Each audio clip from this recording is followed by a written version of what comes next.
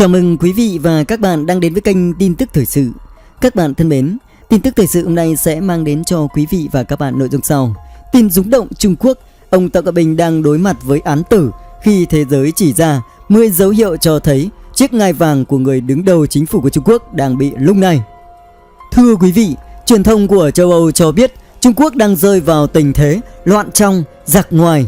Chính quyền của ông Tập Cận Bình đang đối diện với một mối nguy lớn, đó là sẽ bị sụp đổ sau khi thế giới khống chế được đại dịch Covid-19.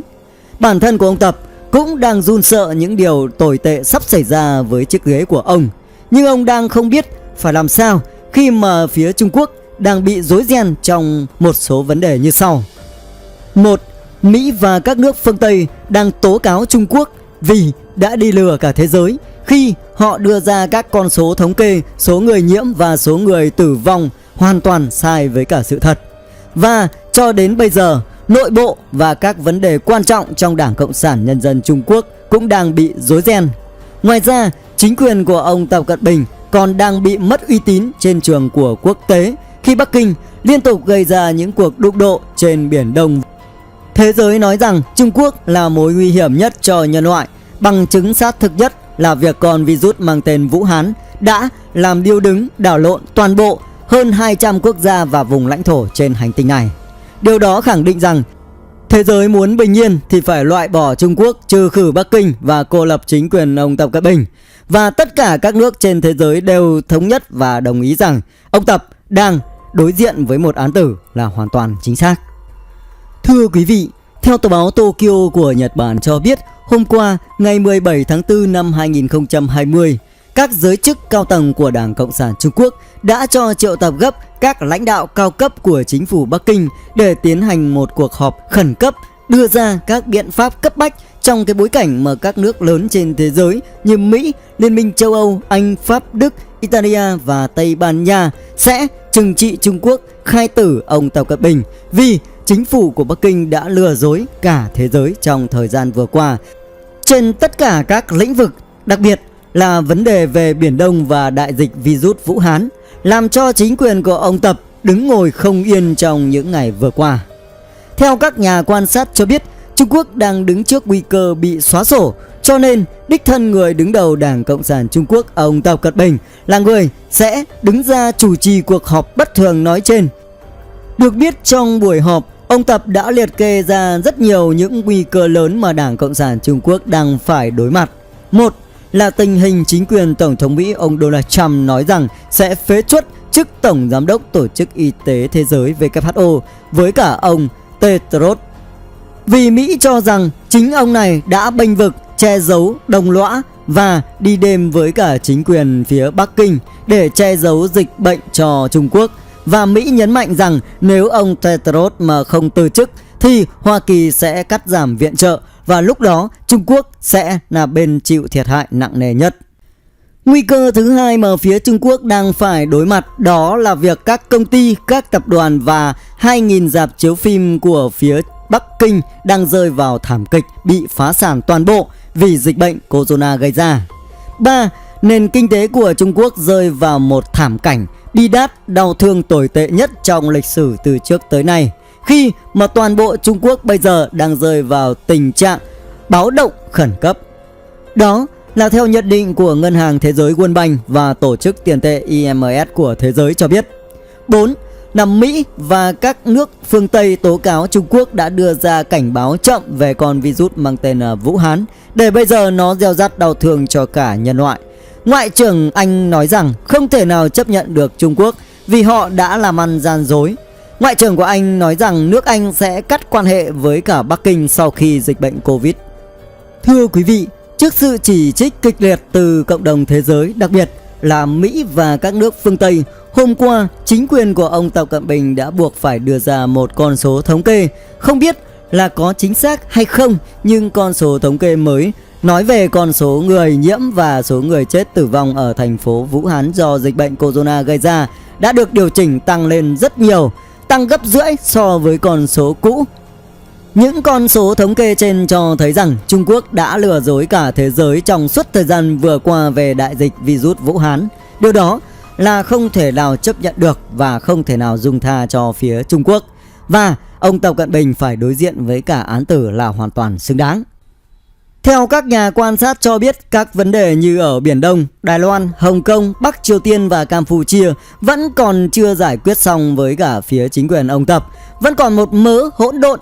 Chính quyền của ông Tập Cận Bình đã đổ không biết bao nhiêu tiền của vào những vấn đề nêu trên, nhưng nó đang đứng trước một nguy cơ có thể đổ bể toàn diện và tất cả. Nếu như điều này xảy ra thì chính quyền của ông Tập sẽ bị khai tử.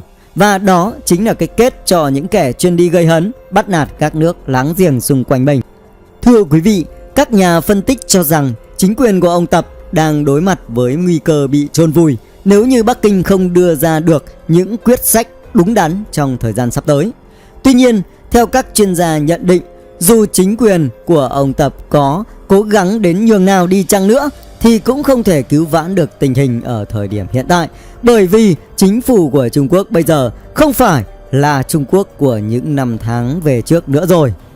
Theo một quan chức cấp cao trong chính phủ của Trung Quốc tiết lộ rằng ông Tập Cận Bình đang rất run sợ khi nhiều ý kiến cho rằng Bắc Kinh đang phải đối mặt với muôn vàn những khó khăn bao trùm toàn bộ, là 10 dấu hiệu và nguy cơ lớn báo hiệu rằng chính quyền của ông Tập đang tới ngày tận số trong năm 2020 và có thể trong năm 2021 Trung Quốc sẽ sụp đổ hoàn toàn và chính quyền của ông Tập sẽ bị xóa sổ.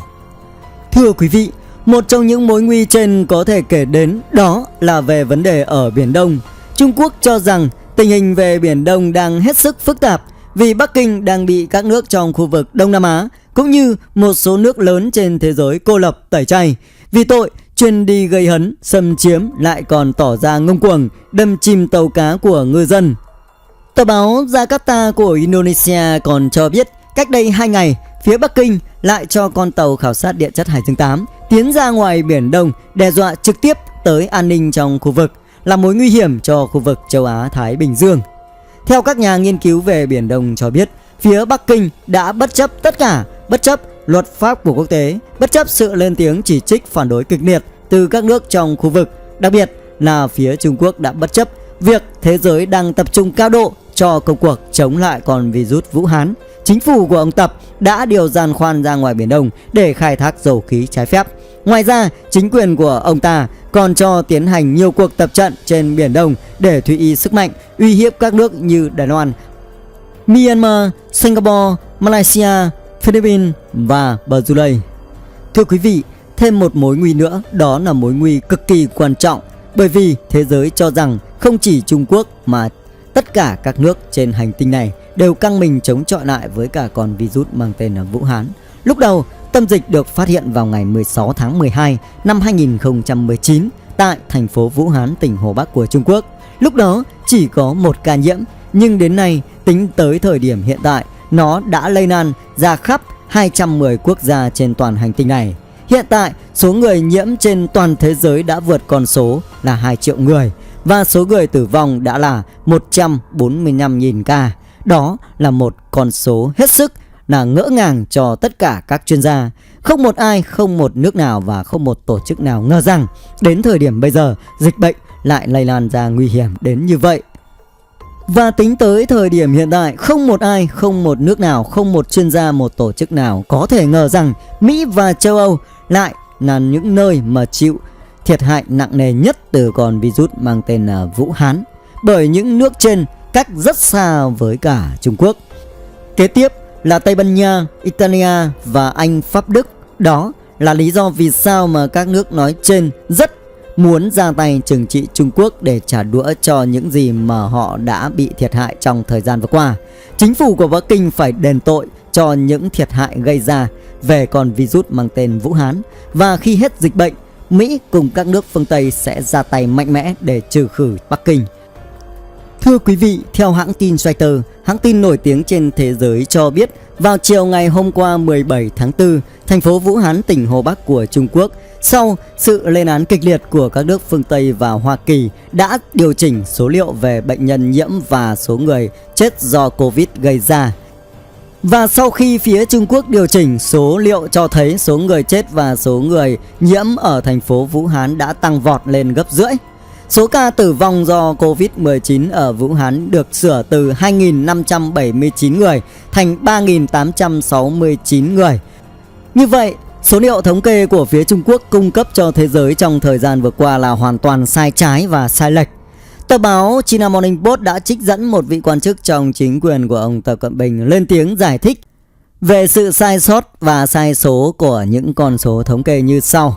Trong giai đoạn đầu dịch bệnh bùng phát ở Vũ Hán, số bệnh nhân tăng với mức độ chóng mặt theo từng giây, từng ngày và từng giờ. Do vậy mà gây áp lực cho hệ thống y tế của thành phố, khiến cho việc thu thập dữ liệu trở nên khó khăn hơn bao giờ hết.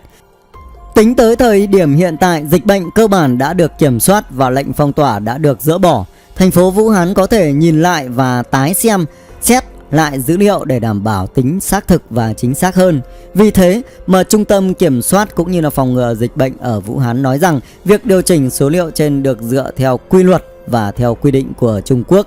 Nhưng các chuyên gia của nước ngoài cho rằng chính Trung Quốc trong thời gian đầu đã báo cáo sai sự thật về số ca nhiễm và số ca tử vong, làm cho Mỹ và các nước châu Âu không thể nào kiểm soát được dịch bệnh. Và đích thân Tổng thống Mỹ ông Donald Trump đã lên tiếng chỉ trích Tổ chức Thế giới WHO khi cho rằng tổ chức này đã bao che số liệu cho phía Trung Quốc và Trung Quốc cũng như Tổ chức WHO phải bị trừng trị một cách thích đáng.